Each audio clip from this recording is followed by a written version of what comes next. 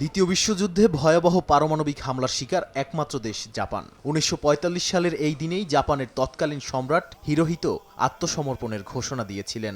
রাজধানী টোকিওতে অবস্থিত ইয়াসুকুনি মন্দির, যেখানে দ্বিতীয় বিশ্বযুদ্ধে নিহতদের স্মরণে শ্রদ্ধা নিবেদন করেন জাপানিরা। বলা হয় এই মন্দিরে ২৫ লাখ যুদ্ধাহত ও নিহতের নামফলক রয়েছে।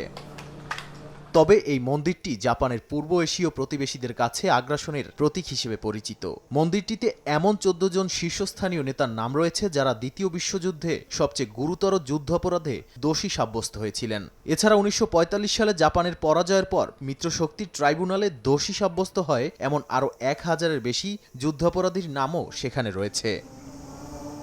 তবে জাপানিরা এই দিনটিকে শ্রদ্ধার সঙ্গে স্মরণ করেন। যুদ্ধে নিহতদের স্বজনসহ সর্বস্তরের মানুষ শ্রদ্ধা জানাতে যান মন্দিরে। তাদের বিশ্বাস পূর্বপুরুষেরা জীবন দিয়ে তাদের রক্ষা করেছে। তাই জাপানিদের প্রধান কাজ মন্দিরে গিয়ে কৃতজ্ঞতা প্রকাশ করা।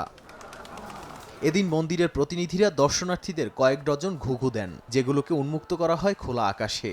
এরপর জাপানের আত্মসমর্পণের সময়কে স্মরণ রেখে দুপুর ঠিক ১২টায় ১ মিনিট নীরবতা পালন করে মন্দিরে আগত দর্শনার্থীরা। তবে বিতর্কিত এই মন্দিরে জাপান সরকারের কোনো প্রতিনিধি প্রবেশ করেন না। সবশেষ ২০১৩ সালের ডিসেম্বরে দেশটির তৎকালীন প্রধানমন্ত্রী শিনজো আবে মন্দিরটি পরিদর্শন করেন।